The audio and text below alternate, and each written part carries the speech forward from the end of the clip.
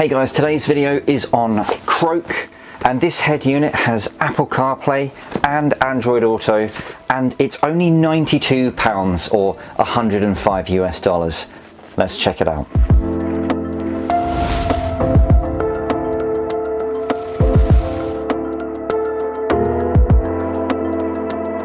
So if you frequent my channel, you probably know that I've already reviewed a Kroak head unit in the past. They represent the more budget side of Android head units, and the last one that I reviewed was quite special.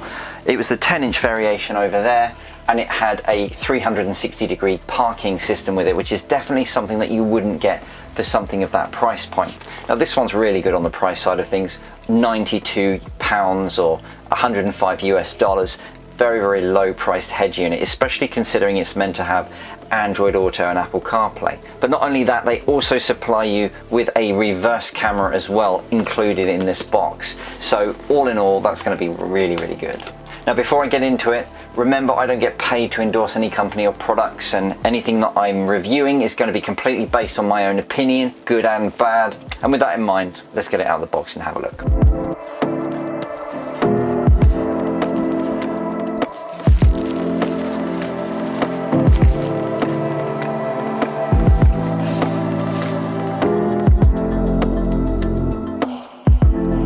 And here it is, and to be expected, it is very much a generic Android head unit. If you have a look on the front here, you can see that it has the standard capacitive touch buttons along the left hand side, along with a reset button and a microphone. Nothing spectacular there. If we just pop it around the other way, you can see that it has the main loom entry point here. We've got various other connectors here, which I'll go into in a second. You've got your FM antenna input here, and then finally a GPS antenna input just here as well. Also in the box we've got a manual, got some brackets, got two USB cables, we've got a main loom with labelled ends, a GPS antenna. We have this loom which has audio and video input, we've got a video output, and then we have three pre-outs. So you've got a left and a right pre-out and a subwoofer pre-out specifically. We've got a reverse camera wire. And finally, we have a reverse camera itself included in the box, which is cool. Right, so let's hook it up and have a play. And here it is installed in my Saab 9 III. Fairly simple to install, just needed to do a little bit of modification on the inside of this particular dash trim, and it just fits straight in. Connected all up very, very easily, and here we go. Right, let's switch it on and see how long it takes to boot up. So it's on now. You can see that the capacitive touch buttons have lit up.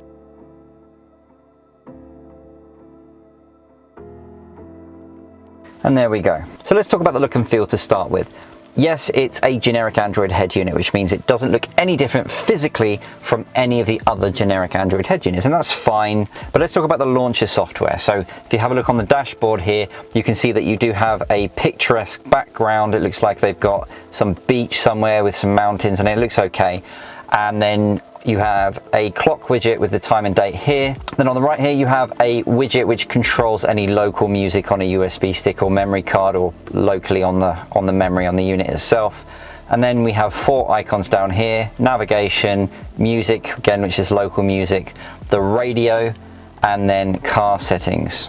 This middle button here gives you the option to have a look at what apps are actually installed. So that's very simple, and that's basically it. There's nothing you can do to change this particular launcher.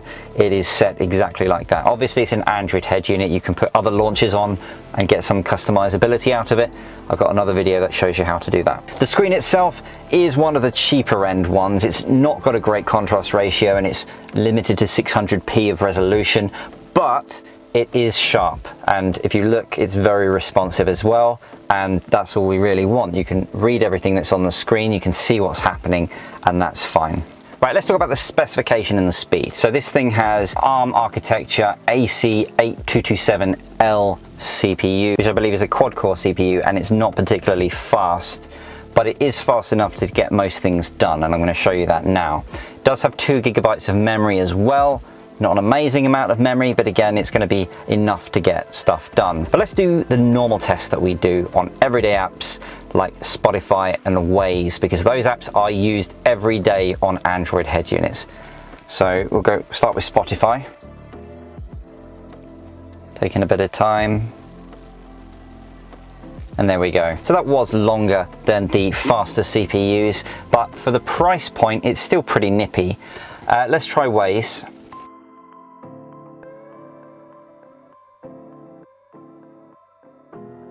Okay, so not too long. Obviously it's taking quite a long time compared to the more expensive head units, but again, for £92, $105, that is still pretty good, and it does exactly what it needs to do. And don't forget, once you've loaded the initial apps, you can just switch between them instantly. For example, I'm on Waze at the moment, but we've already loaded Spotify, so I can open Spotify up and it's instantly there, ready to go. Now, from a car integration perspective, what we generally look for are things like the ability to change the color of the capacitive touch buttons to match the interior of the car. Of course, the steering controls, whether or not they work and how easy they are to set up, and whether or not you can have your car's logo on the boot up of this head unit as well. So that's what we'll look at now. So what we do is we pull down from the top, we go to car setting, and then you can see all of the different options that we have here. So look, steering wheel learn is here.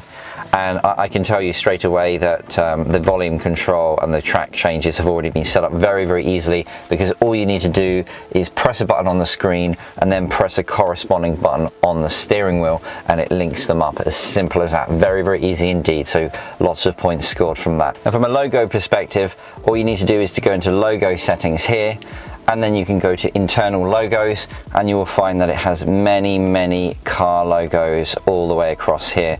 And of course, as I have a Saab, there is actually a Saab logo, and that is what I have set on my head unit. So let's talk about the features. Obviously, being Android, you can install whatever you want onto it. You're not restricted. So for example, on here, you'll see that I have Netflix installed, and also I have YouTube. So I can watch videos on this head unit as well as the standard stuff, which is really cool. But what this head unit also has is Android Auto and Apple CarPlay. So what I'm going to do is I'm going to plug my phone into this head unit using a USB cable. It is not wireless, but it is wired. So what we're going to do is then go into Z-Link, and there you go. Instant Android Auto, really, really quick. Oh, just pause the music. Now remember, what Android Auto is, it is streaming apps from your phone. So it's going to operate as quickly as your phone is. So if you've got a very fast phone, it's going to operate very, very quickly. And if you have a look, it's got all of the apps that I would have on my phone. So I have access to Maps and to Spotify and everything else for that matter. So really great from an Android Auto perspective. So let's check out the CarPlay functionality now. So I've got my trusty test iPhone here, and what I'm going to do is I'm just going to plug it in. Connecting. Connected. There we go.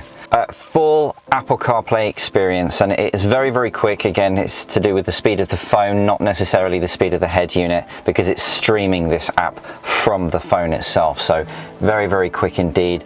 Have access to everything that I need. I've got Google Maps over here. I'm controlling my Spotify playlist here as well, but I can go directly into the app and play with it. So you get full Android Auto, full Apple CarPlay with this head unit. Yes, it's wired, but that's exactly the same as the Sony, Pioneer, Kenwood, all of the big brand head units, which are on the cheaper end of the scale, around £300 or more. But remember, this is less than 1/3 of the cost, and you're getting all of that functionality. Right, let's talk about the sound quality. This head unit does have some sound control under the app's sound effects here, and you can see that it has this multi-channel graphic equalizer, which you can modify manually, or you can use one of the presets which it has here. It sounds okay, doesn't sound bad at all. It does give you some control over the audio, and I do enjoy the fact that it does that. You're not going to get the sort of sound quality that you're going to get from the premium head units, but in a normal car with a stock sound system, it's fine. So from a sound quality perspective, yeah, it's okay. I hope this video was useful for you. If I missed anything, or if you have any questions regarding this head unit, please use the comment section below to ask, and I will do my best to answer. I have a lot of other videos coming up on other head units, Android boxes, I've got a diesel heater, and some other things. So please do subscribe to my channel if you enjoy this kind of thing.